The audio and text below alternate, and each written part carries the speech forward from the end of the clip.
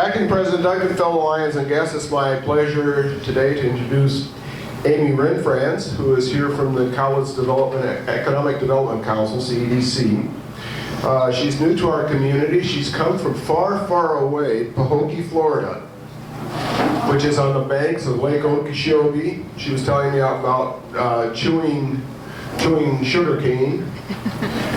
Graduate in park management from, master's in park management from North Carolina State. Has, prior to this, worked at Yellowstone, at the Yellowstone Institute, and is thrilled to be here to talk about CEDC and Mount St. Helens. So please let's have a warm Lions welcome for Amy Renfranz.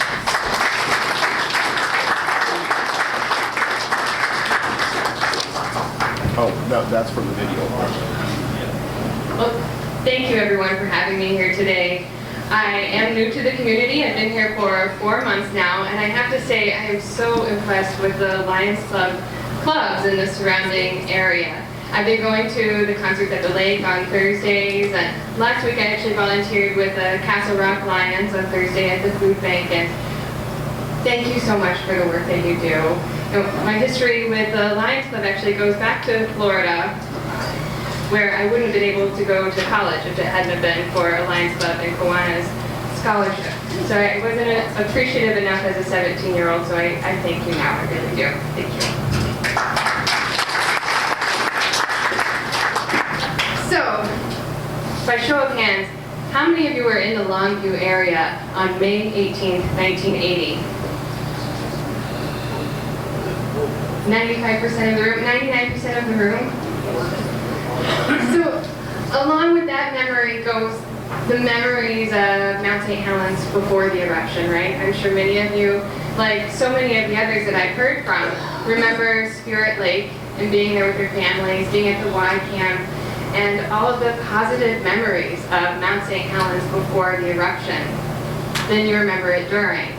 And now after. And I'm sure that you've seen the community change. I'm sure that you've seen how the community engages with this place change. And I'm here with the Cowlitz Economic Development Council to start a conversation. Where are we now with Mount St. Helens, and where could we be? What are the possibilities and the potential of Mount St. Helens and its economic vitality, as well as how can it contribute to our quality of place? And not only contributing to community health and community engagement and outdoor recreation, but how can it draw local talent, draw talent to the area and increase revenue in local businesses? A little background on the Economic Development Council. We were actually formed in 1979 and today are a private nonprofit organization. You can see, I couldn't believe this when I started with the EDC a few weeks ago. Our board is 45 members strong, our board alone, though we do have a strong executive committee as well from businesses across the county.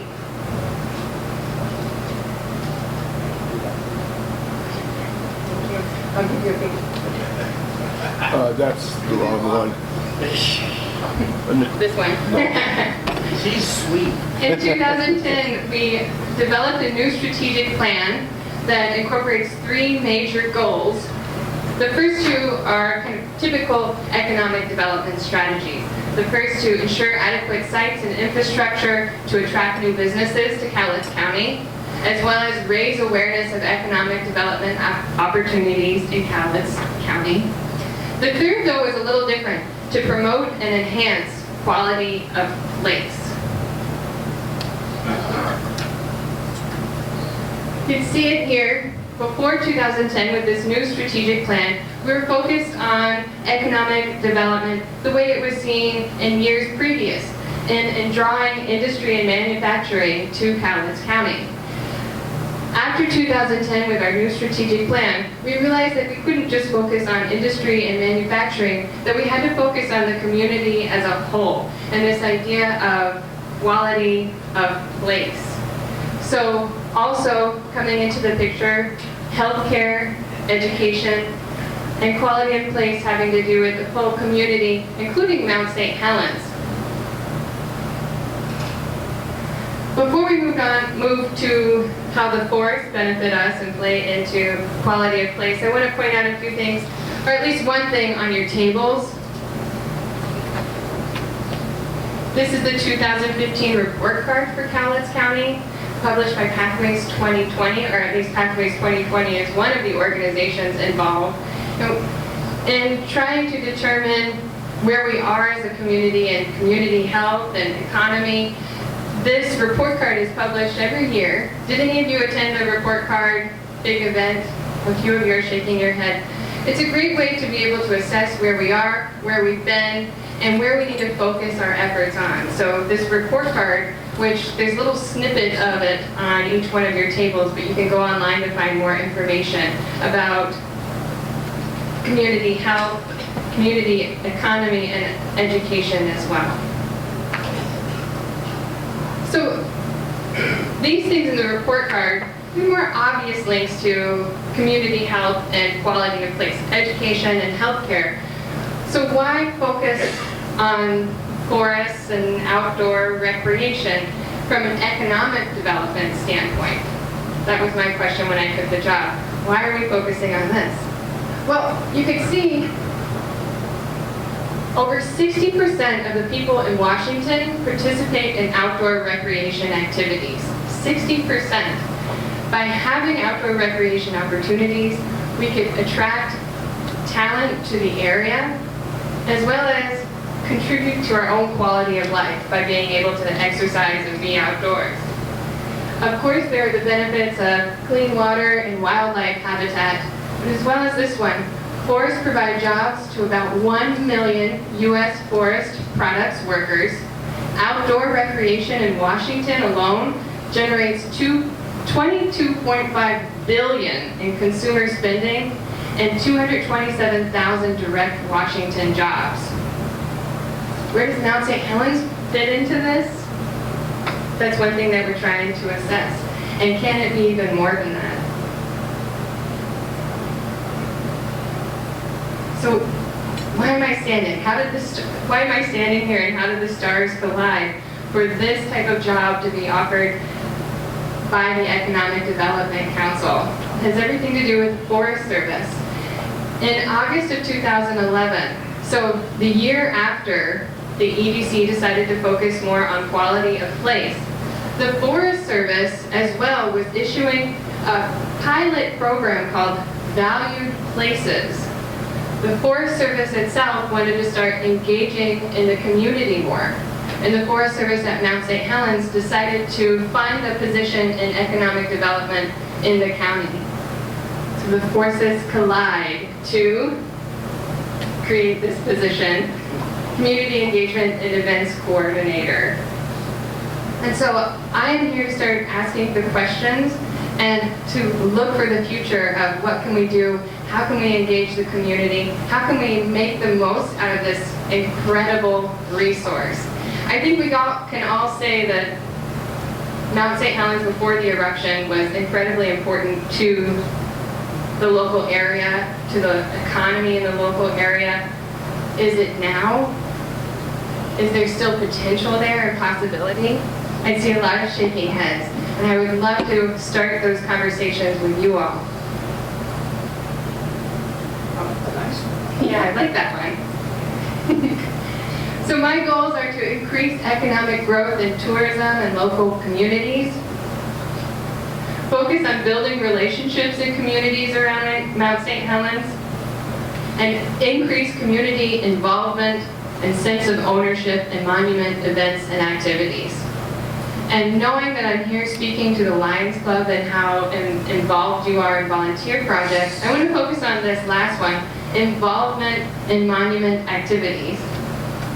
So, ways to get involved. I've actually been talking to Mark Smith, who of course is a Lions member and has a business out on 504, about the idea of a recycling project to possibly get the Lions Club involved in, where the Forest Service can help coordinate a recycling effort to then donate to the Lions Club in a buyback effort.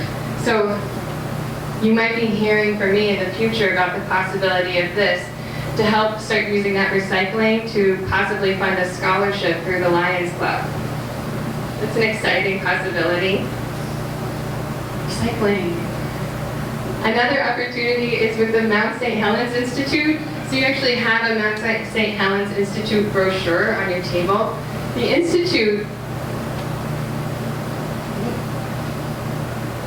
is another nonprofit. So we like to think of ourselves as a three-legged stool. The Forest Service, the EDC, and the Mount St. Helens Institute, all hoping to get the community more involved and engaged in the mountain. I like the Institute because they offer options as far as volunteerism. And some of these options you might be interested in as a group or as an individual. So if you are the type of person who likes climbing, who likes hiking, who likes engaging with people on a personal level, you might be interested in being a mountain steward, where you are actually out on the mountain helping people. Do we have any know-it-alls in the room?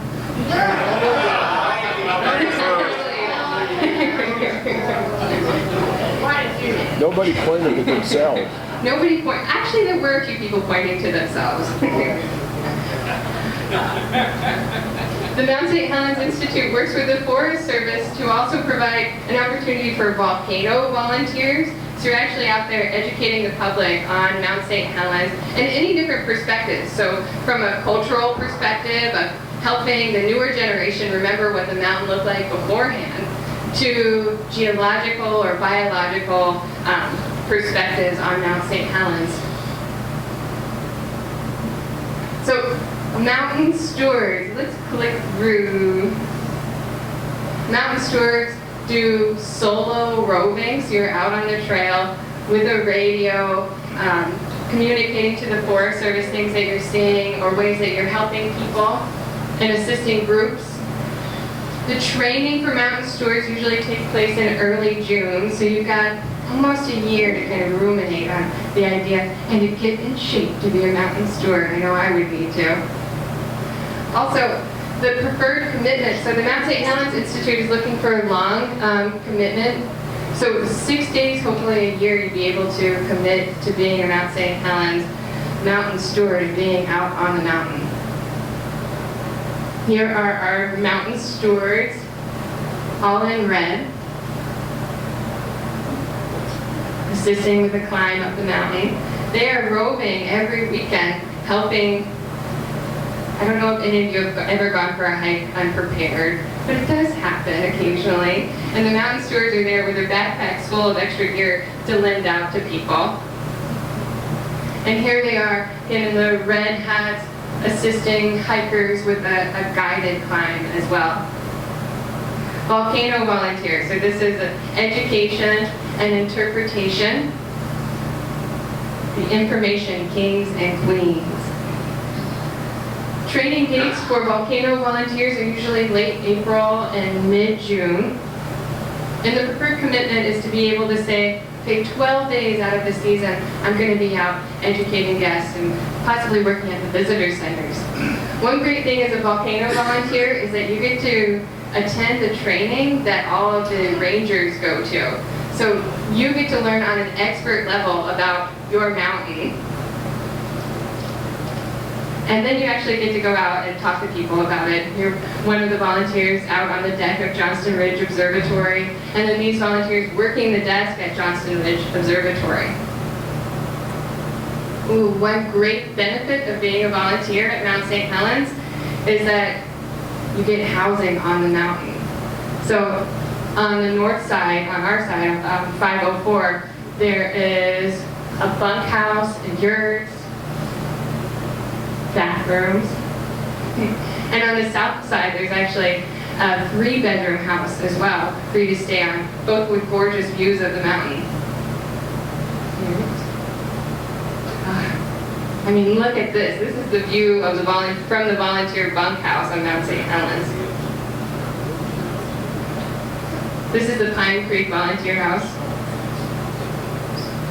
So how does your service help? And again, we're just looking to start the conversation, the possibilities out there. Of course, volunteering on the mountain helps to create awareness, emphasizes research being done on the mountain. It gets the community engaged out there. Just the benefit alone of saying, I'm going up to the mountain to do work, could draw more interest out to your mountain, promotes a healthy lifestyle, of course, and the volunteers out at Mount St. Helens really work to get things done.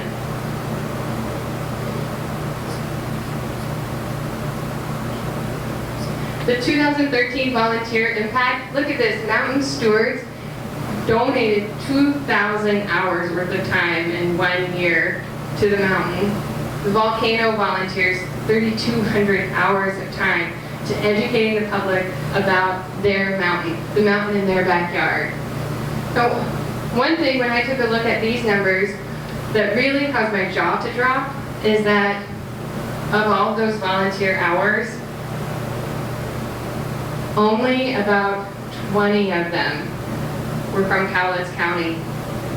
Was one mountain steward.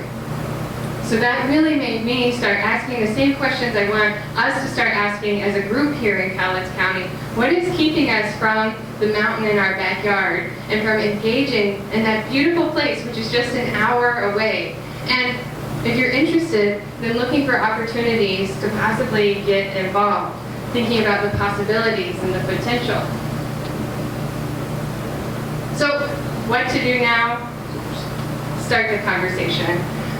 Talk to your friends, find out, listen to their memories of the mountain before the eruption, find out where we are now, and talk about in a positive way the possibilities and the potential of having this beautiful mountain, this U.S. Forest Service land in your backyard, the volcano in your backyard. So I think we have a few minutes for questions if y'all would like to ask any of me now, and I'll be staying after the meeting as well. Thank you for a very informative presentation. If you were to become a member of this club, we actually have a committee that we would form, and that you could be chairperson. You know, I like the sound of that. Yeah.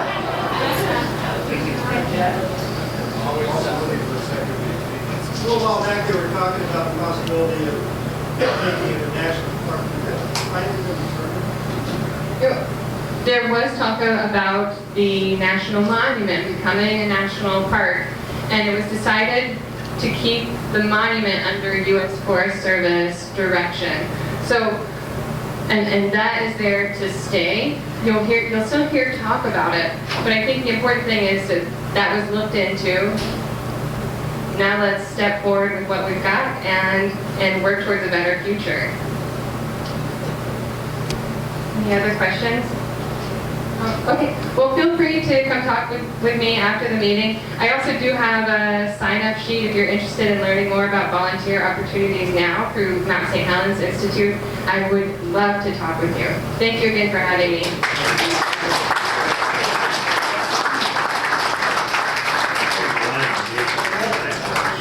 Drink whatever you want.